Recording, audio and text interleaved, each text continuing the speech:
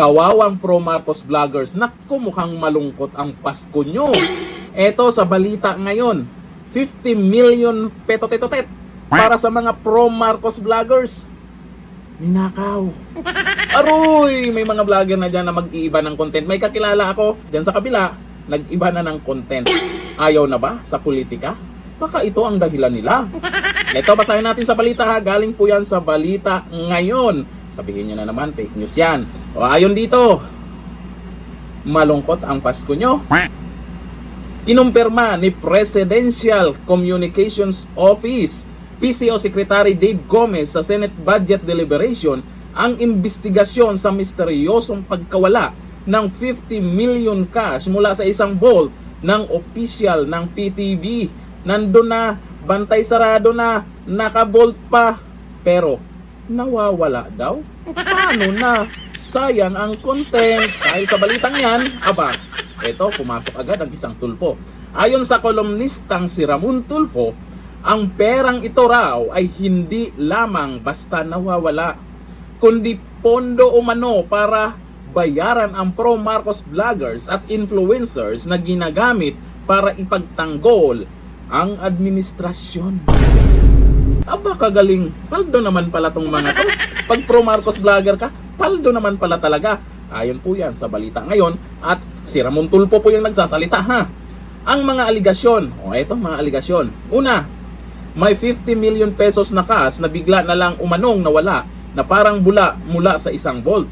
Pangalawa, ang insidente ay hindi umano na i-report sa pulis dahil hindi maipaliwanag kung saan galing ang pera. Alam na kung saan galing yan. Alam nyo ba, may idea ba kayo kung saan galing yung pera na yan? Tapos ipambayad sa pro Marcos vloggers? May konsensya ba kayo na yung perang natatanggap nyo ay galing sa kung saan? Malinis ba yan? Yan lang ng ating katanungan kasi hindi nga nila alam saan galing yung perang yan. Kaya pala hindi na i-report yung nangyaring nakawan. O ito, pangatlong aligasyon. Ayon kay Tulfo, ang pondo raw ay taliwas sa anumang legal na appropriations at itinago bilang off-the-books payment fund para sa mga online defenders ng Malacanang. Grabe, party-party na sana sa Pasko ah. Paano na ngayon yan? Kaya pala mukhang nababawasan na sila. Eto, sunod.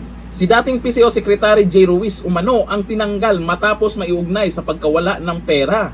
Ayon kay Secretary Dave Gomez, sa gitna ng Senate Budget Deliberations, inutusan niya na ang full internal investigation at titiyakin daw niyang walang sasantuhin, lalo na't lumalabas ang aligasyon walang dokumento, walang resibo, walang source ang nasabing milyon-milyon. At ang pinakamalaking tanong, nagbabayad ba talaga ang administrasyong Marcos Jr. sa mga pro-Marcos vloggers or influencers? Ano sa tingin nyo? Kasi pag kaming mga vlogger kasi magsalita or mga DDS vlogger ang magsalita tungkol po dyan sa mga ginagawa nila, wala pong maniniwala. Baka sasabihin ay naninira lang kami, paninira lang.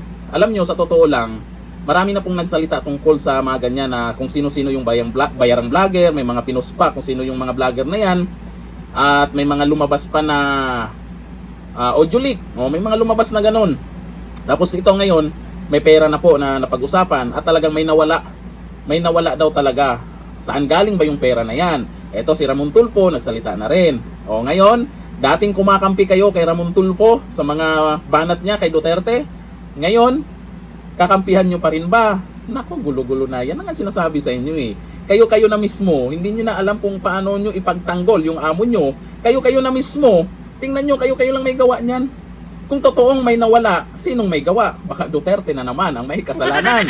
Eto, ayon sa mga nagkomento, tingnan natin kung anong masasabi nyo.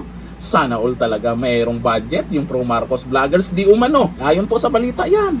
Sabi ni John Dionisio Andrade, baka kasama na rin doon sa troll farm. Yun lang. Sabi ni Celso Marquilo, ano ba yan? Kaliwat kanan na nakawan? Mula sa mataas, sa mababa, pati sa vlogger, may mga nakawan na daw. Ewan ko lang kung totoo ito. Sabi ni James Herbs, bantay sarado na, nawala pa, o nasa bolt pa ha, nasa bolt. Pero para sa akin, kung totoo man ito, kawawa. Kawawa yung todo tanggol, kahit hirap na, todo tanggol para may ganito, di ba? Mayroong budget eh. Tapos mabalitaan nila na ganyan. Kung ako sa inyo, na mga pro Marcos vloggers, na mabalitaan nyo to, mag-iba na kayo ng content. Oo, masasaktan lang kayo. Ma-hurt lang kayo kung totoo man tong balitang to. Na mayroon pala kayong inaasahan na milyon-milyon pala. Yan ba ang ipapakain sa pamilya nyo?